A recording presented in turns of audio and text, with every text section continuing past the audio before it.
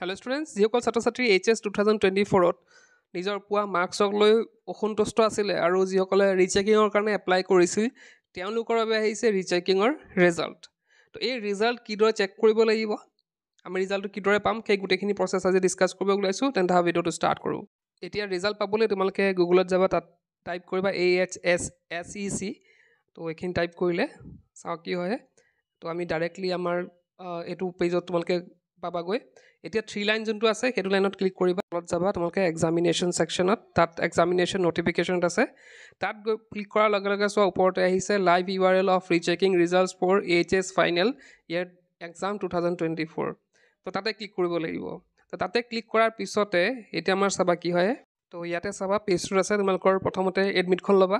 তো এডমিটখনতে যোনটো ৰোল আছে তাত ভৰাবা। ওপৰটোত নেক্সট আহিছে তোমালোকৰ নাম্বাৰ ভৰাবলৈ, তাত নাম্বাৰ লিখা আছে, এডমিটত নাম্বাৰ দিবা। নেক্সট আছে ৰেজিষ্ট্ৰেশ্যন নাম্বাৰ, দেই, তাতে ৰেজিষ্ট্ৰেশ্যন নাম্বাৰো আছে, তাতো দিবা। আৰু তলত যোনটো ৰেজিষ্ট্ৰেশ্যন ইয়েৰ আছে, তো তাতে ইয়েৰটো লিখা আছে। এডমিটত যদি চোৱা তাতে যদি এইবাৰ দিছা তোমালোকে তেন্তে 2022, 2023 থাকিব। তো তাতে ইয়েৰটো ভৰাই দিবা।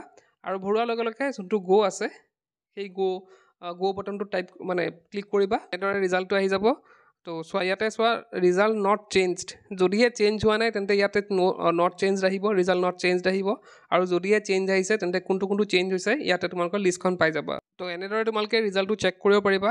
আৰু বহুতৰে মই যিমানখিনি পাইছোঁ বহুতৰে চেঞ্জ হোৱা নাই ৰিজাল্টটো। এতিয়া কাৰ চেঞ্জ হৈছে তোমালোকে কমেণ্ট বক্সত জনাবা। কাৰ চেঞ্জ হৈছে, কিমান চেঞ্জ হৈছে, কিমান ডিফাৰেঞ্চ আহিছে তোমালোকে কমেণ্ট বক্সত লিখিবা। তেতিয়া গম পোৱা যাব যে সঁচাকৈ চেঞ্জ হৈছে নে নাই। আৰু মেক্সিমামে মই শুনিছোঁ যে তেওঁলোকৰ চেঞ্জ হোৱা নাই। গতিকে যদিহে কাৰোবাৰ চেঞ্জ হৈছে তোমালোকে কমেণ্ট বক্সত লিখা, তেতিয়া আমি গম পাম আচলতে ৰিয়েল ৰিজাল্টটো কি হয়। তেন্তে আজিৰ ভিডিঅ'টো ইয়াতে আছিলে এইখিনিয়ে।